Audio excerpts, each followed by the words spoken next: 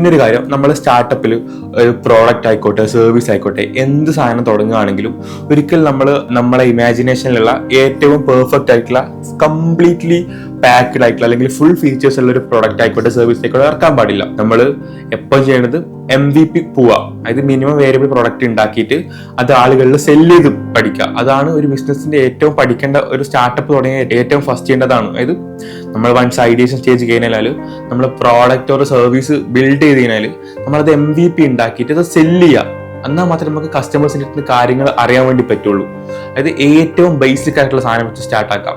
അതിപ്പോൾ എന്തായാലും അതിൽ ഫുൾ ഫീച്ചറുള്ള ഒരു സാധനം ഉണ്ടാക്കണം. നിങ്ങൾ MVP ഉണ്ടാക്കുമ്പോൾ നിങ്ങൾ ഒരു ബേസിക് പ്രോഡക്റ്റ് മാത്രമേ ഉണ്ടാക്കാം. എന്നിട്ട് നമ്മൾ ആളുകൾക്ക് വിൽക്കുമ്പോൾ നമുക്ക് ഫീഡ്ബാക്ക് കിട്ടും, അല്ല നമുക്ക് തന്നെ റിയലൈസേഷൻസ് ഉണ്ടാവും. അതിൽ നിന്ന് നമ്മൾ പിവോട്ട് ചെയ്ത് പോയിട്ടാണ് നമ്മൾ ഒരു ഫുൾ ഫോം പ്രോഡക്റ്റ് ഉണ്ടാക്കി ലോഞ്ച് ചെയ്യേണ്ടത്. അല്ലാതെ ഒരിക്കലും നമ്മൾ ഐഡിയ ഈ സ്കൂളിൽ നിന്ന് വന്നിട്ട് നമ്മൾ ഒരിക്കലും ഒരു പ്രോഡക്റ്റ് ഒരു സർവീസ് ബിൽഡ് ചെയ്തിട്ട് സെല് ചെയ്യാൻ വേണ്ടി നിൽക്കാൻ പാടില്ല.